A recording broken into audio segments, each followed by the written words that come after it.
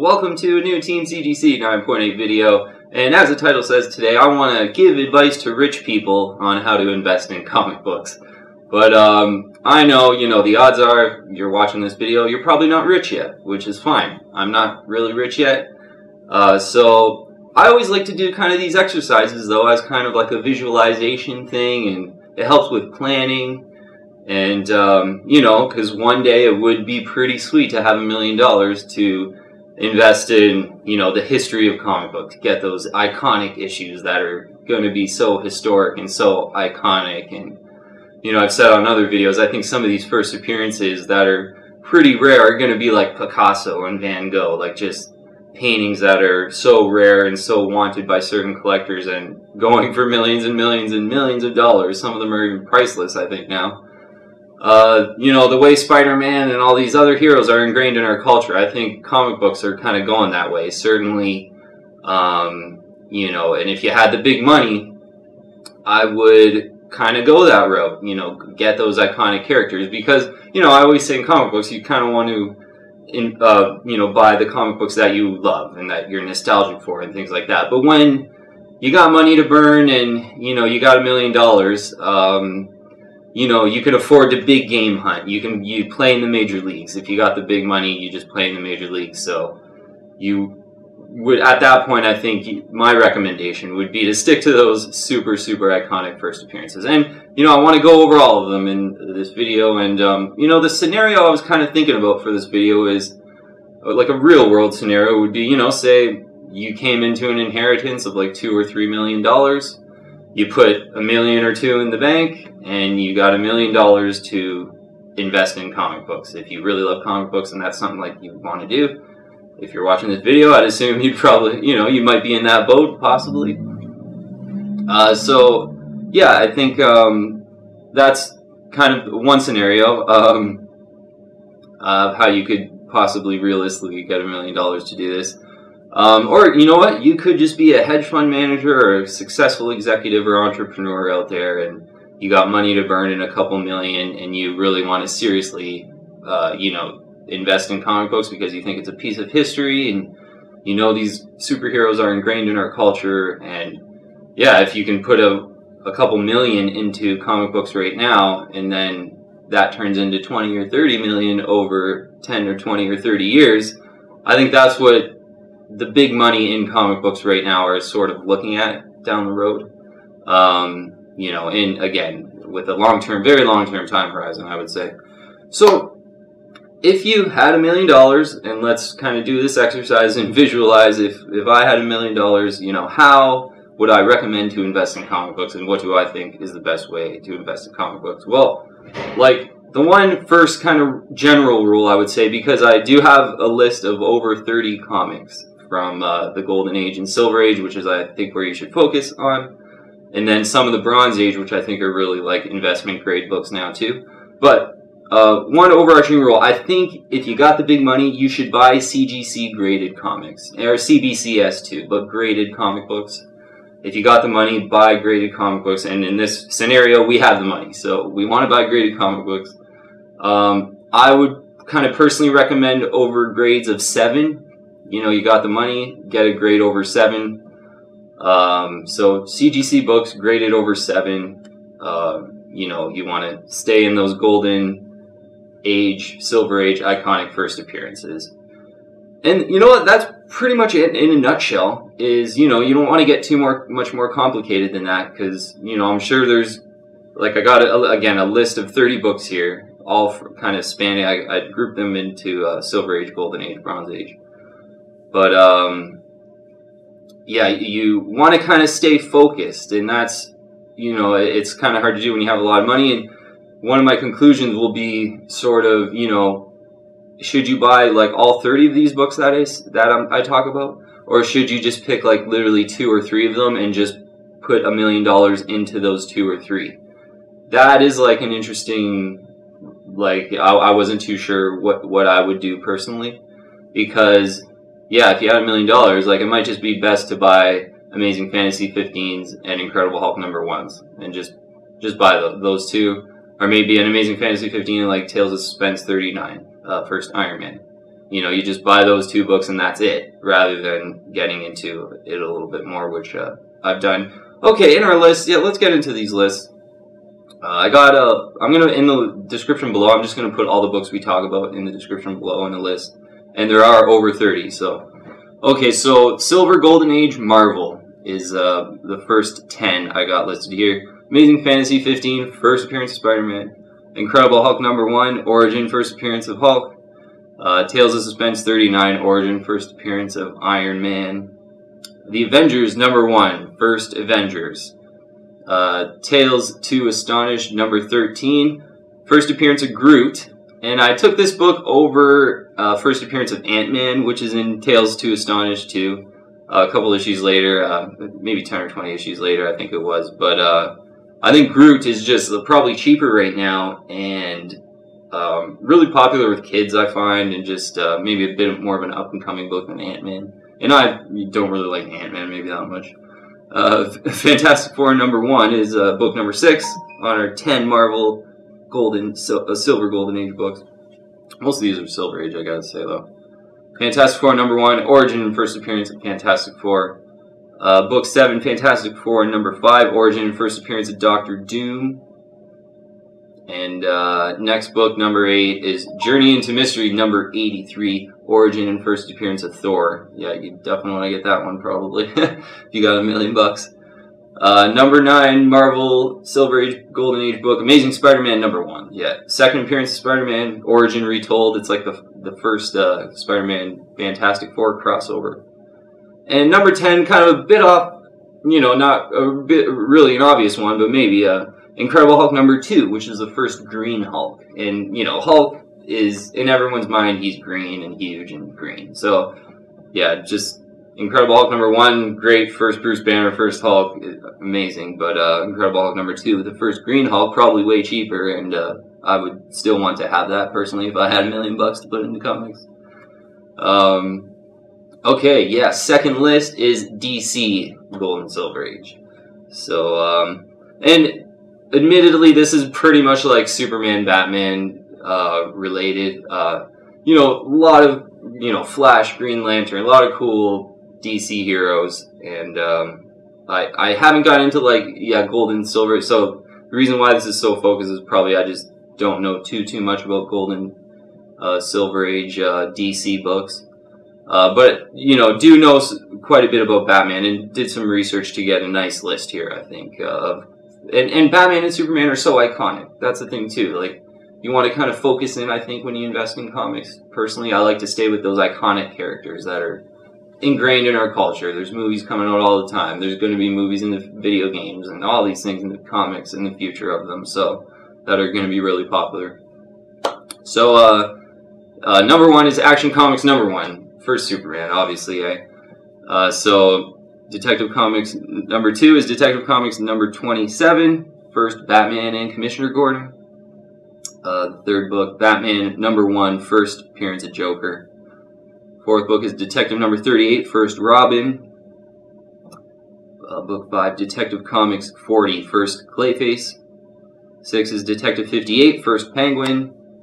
Then 7 is Detective 66, first appearance of Two-Face. Definitely want that one. 8 is Detective 140, first appearance of Riddler. And again, we're millionaires, so we're big game hunting here. You know, we gotta get these old first appearances of these awesome villains that are gonna be around forever. #9 is a bit off the map, House of Secrets 92, first Swamp Thing, which is a DC publication, so I thought this would be a really great one to have too. And it's done well. I've seen some things where this is kind of a winner in the past 5 years in comic books as well, so I think that'll probably continue. #10, Action 252, first Supergirl and first Metallo, all in that one issue. So yeah, I mean, like, if you're just a huge Superman fan, like, obviously Action 1 is, and I mean, we got $1 million if we're thinking big here, like, let's go after that, maybe in some low grades, because I literally think in high grades it probably is just, like, near $1 million. That's another thing, I'm not too up to date on these prices, but I would imagine, if you have $1 million and you buy kind of mid-grade copies, you can get a lot of these. Yeah, Action 252 and first Supergirl and Action 1 first Superman. Like, those are kind of the two biggest ones, I think, in if you're a Superman fan and you want to invest in books to go after. And that was number 10. I gotta put another one in here because I really like this book too for investment purposes. Batman 121, first Mr. Zero, first Mr. Freeze, pretty much. Later on, he turns into Mr. Freeze. But a really cool cover and 1950s book, so that would be a great one to get in, you know, maybe 8.5 or 9 even, which they get pretty expensive once you get into those grades. So, yeah, honestly, I just gave you 21 books there that I'll have in the list in the description below. That, you know, if you are a big hedge fund manager now, like, man, those are the ones that are the ones to get. You know, their first appearances of all those iconic characters that there's going to be movies and video games out for, like I said, in the next 30 years. It's just going to be nonstop for sure. And, yeah, great investment grade books that I think you could really expect. You know, you want to think long-term in them because comic books aren't very liquid. You know, you can't really sell them very quick compared to certainly stocks or anything like that. So, certainly, with a long-term view, a lot of these first appearances I think are going to be great. Now, there are some Bronze Age books that I think are definitely investment grade books at this point. So, Bronze Age, you're kind of looking at like 70 to 75-ish. Or no, sorry, around 75 to 85, 1985, but mostly in the late 70s, these Bronze Age, in the 70s, these Bronze Age books came out. So yeah, I have a list of 10 Bronze Age books that are completely investable.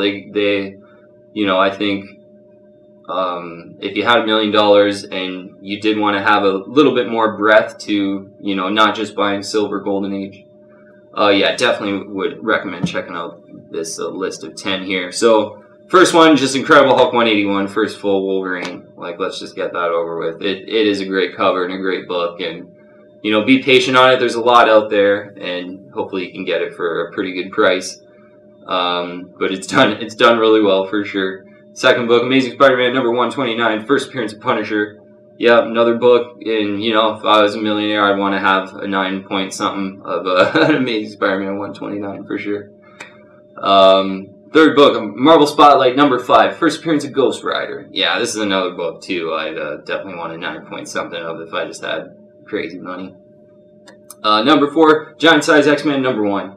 First new X-Men, which is like Colossus, Storm, Nightcrawler, and Thunderbird, I believe. And second appearance of Wolverine. And really cool cover, Giant Size X-Men number 1. Yeah, this is one too, if definitely want a 9-point-something of this if I was loaded rich. Next book is Fantastic Four number 48, first Silver Surfer and Galactus. Yeah, definitely a 9-point-something of this. I mean, you'd have to.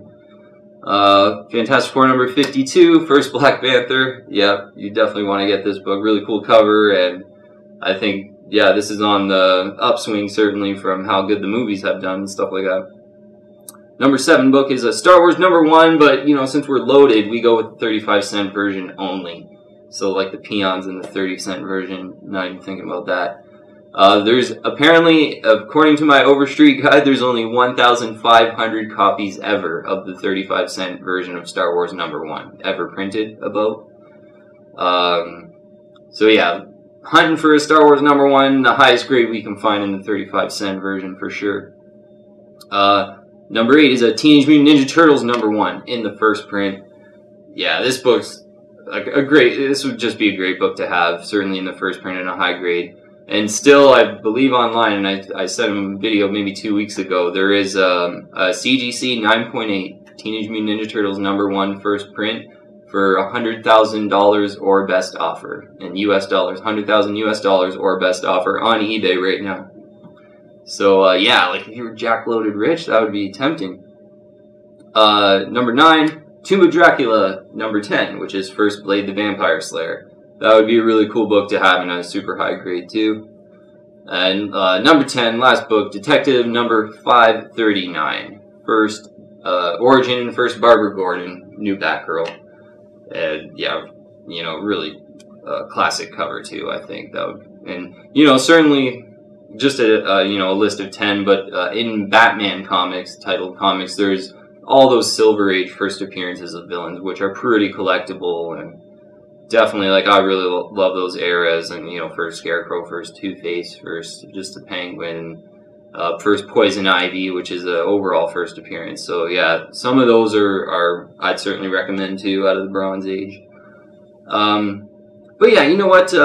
I think if you had $1 million, and you know, like I said, one of those scenarios that we went over might have happened to you at the beginning of the video. If something like that has happened to you or something, and you really were into comics, yeah, I think at that point, you know, you're a big game hunter, and you gotta stick to the big dogs, which is like most of your books should be Gold and Silver Age, and you know, maybe some Bronze Age books too, like those last list of 10s. Yeah, I'm pretty much at least like CGC, CBCS 7s or higher. Like, certainly in the Bronze Age, I was only 9 point whatevers.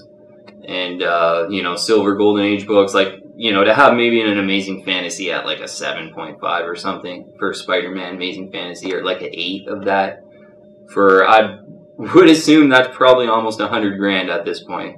Like an Amazing Fantasy at about 8. Yeah, I would probably even think it's even more than that.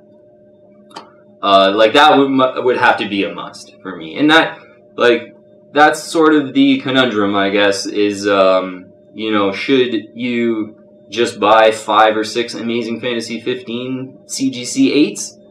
Or, you know, should you go after a sort of, you know, these 30 books that I think are all really iconic, and all, you know, superheroes that are ingrained in our culture and really have cult followings? And yeah, certainly the fact that, you know, Disney has purchased Marvel, and obviously in the last 10 years, like, after they purchased them, there's just been movie. Star Wars the same way. Disney has purchased Star Wars, so yeah, there's obviously Disney's a I think they're like a $200 billion company or whatever it is, and they're going to be pumping out these movies for a long time, and the promo to go with it, and the comic books, and the video games, and everything. So yeah, I think the original characters are really, you know, the ones to get, the ones to invest in if you got $1 million, right?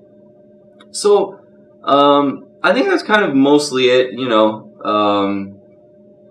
Again, the choice that I kind of leave a rich person, if you're watching, is to either, again, buy like all 30 of these, have one each maybe of all 30, or just focus in and maybe buy like, you know, a couple Amazing Fantasy 15s, a couple Incredible Hulk 1s, and a couple First Iron Mans, and maybe a Batman #1 or something like that, and, you know, a couple villains, and then be done with it, you know, with maybe have 10 books at the end of it all that are worth $1 million. That would be really cool, I think. That would probably be more of the way that I would go, maybe, but I think it would, if you had $1 million, I think it would be really cool to kind of pick away at some of the Bronze Age books for like 4 or 5 grand and stuff like that. Like, that would, for like, or, you know, maybe getting up to that 10 grand point for a lot of them in like a high CGC 9. Yeah, so, yeah, you know what, if you're, I would certainly recommend to kind of stay with those iconic characters, but if you're into modern books, I would definitely, you know, recommend too to check out the channel here, Team CGC 9.8. We talk about the modern comics most of the time, 80s and 90s books, up to modern, but, if you had $1 million, you gotta stay in the major leagues. Yeah, you got to, you know, invest in Silver, Golden Age books, first appearances, all the ones we talked about. And yeah, I think this is just a good exercise to do to kind of visualize and plan, and they're motivational for me, and it's something I used to do with my stocks when I was in my 20s was, you know, if I had $5 billion, what were the 30 stocks that I would put in that $5 billion portfolio? And it's just a fun thing to kind of do, and while you're sort of small timing it and saving money, and or whatever it might be doing that, you know, and working hard at your job and making money. So yeah, it helps you stay motivated while you're kind of small timing it and you know, doing real life stuff, I guess. That's what it does for me. These kind of fun, big exercises like this. So yeah, totally invite you, if you haven't already, to join the team and subscribe to Team CGC 9.8. And when you press subscribe, the bell pops up. Hit the bell for all their latest notifications. That would be super appreciated. And yeah, I brought out kind of some investment grade books, you know, modern, one of my more expensive books, you know, Amazing Spider-Man 300, first appearance of Venom ever. Not a lot of them in CGC 9.8. But yeah, if you're into modern books, check out all my other videos. But certainly this video is mostly about those really iconic Silver and Golden Age first appearance. But yeah, thanks for watching this video, everyone. I'll see you on the next one.